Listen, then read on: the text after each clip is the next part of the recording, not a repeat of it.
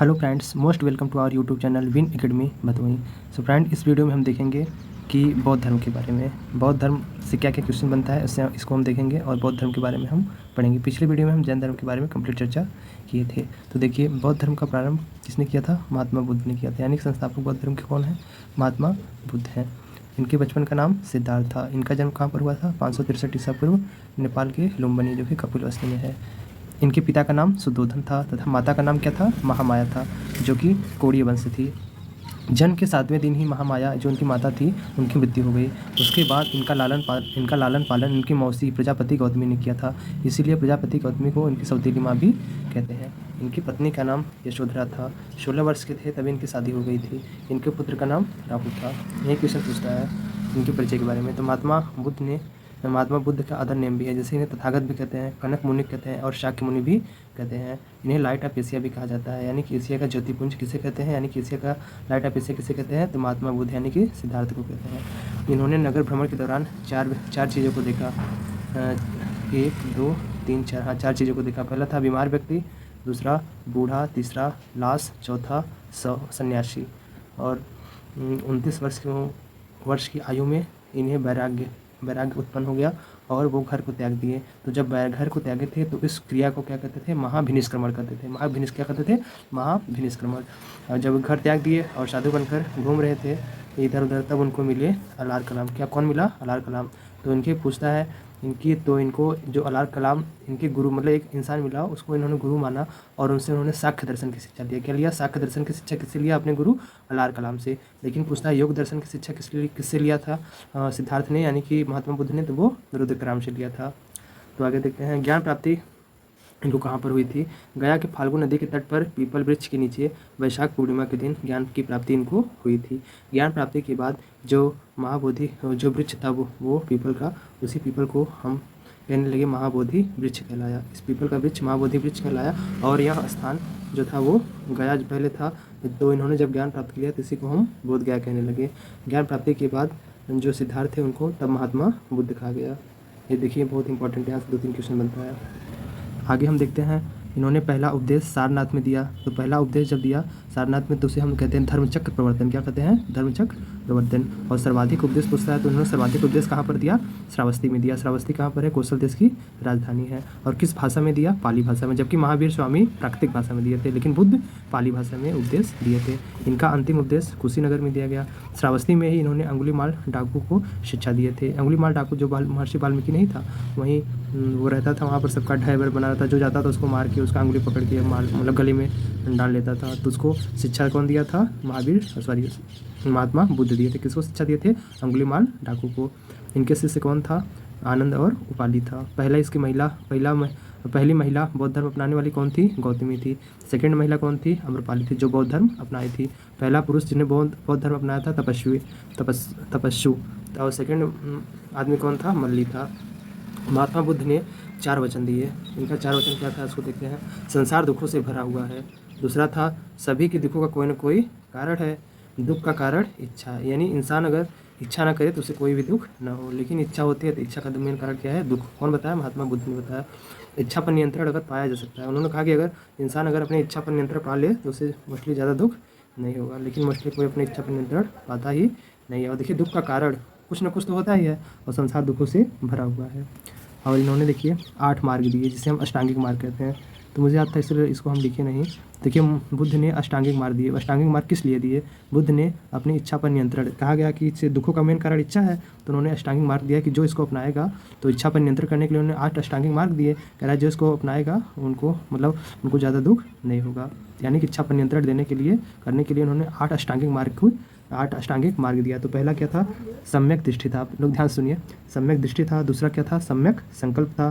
तीसरा था सम्यक वाणी था। चौथा था सम्यक कर्मांत था। पांचवा क्या था? सम्यक आजीव था। छठवां क्या था? सम्यक व्यायाम था। और सम्यक समय लगा रहता है, लेकिन लास्ट जो बोल रहे हैं उसको ध्यान सुनिए। छठवां सम्यक व्यायाम था। यानी कि व्यायाम के द्वारा भी अपनी इच्छाओं पर नियंत्रण कर सकते हैं। 7वां था सम्यक स्मृति था। और 8वां था सम्यक समाधि।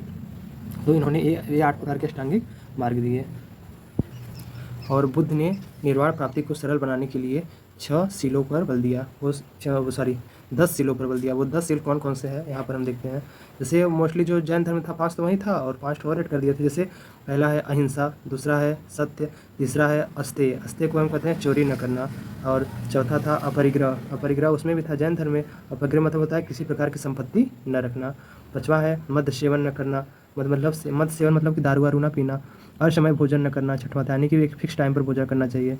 उसके बाद सुखमय बिस्तर पर नहीं सोना, और उसके बाद 8वां था धन संचय न करना।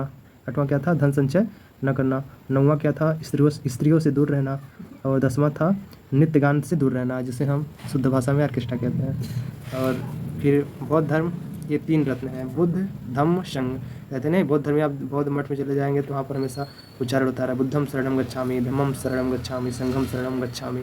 यहाँ पर बौद्ध मठ में अगर जाएंगे तो यहाँ पर मोस्टली यही लोग सब उच्चारण करते रहते हैं। अब देखते हैं बौद्ध धर्म के 3 प्रमुख त्रिपिटक, यानी कि 3 कौन कौन से प्रमुख बुक है।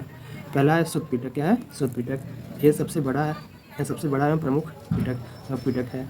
इसमें क्या था? बौद्ध धर्म से इसे जो सुत्त पिटक है इसे बौद्ध धर्म का इंसाइक्लोपीडिया भी कहते हैं। ऐसे डायरेक्टली पूछता है बौद्ध धर्म का इंसाइक्लोपीडिया किस त्रिपिटक को कहते हैं? तो सुत्त पिटक को कहते हैं। विनय पिटक में बौद्ध धर्म के प्रवेश के बारे में चर्चा किया गया है कि कौन कैसे बौद्ध धर्म को अपना सकता है। और तीसरी इनकी बुक थी अभिधम्म पिटक, इसमें बौद्ध के दार्शनिक विचारों की चर्चा की गई थी। आगे हम देखते हैं कि बुद्ध के समकालीन शासक कौन कौन से थे, यानी कि बुद्ध के समय कौन कौन से शासक इंडिया पे राज करते थे। तो बिम्बिसार था, उदयन था, प्रसेनजित था और प्रद्योत था। बौद्ध धर्म का रामायण किसे कहते हैं?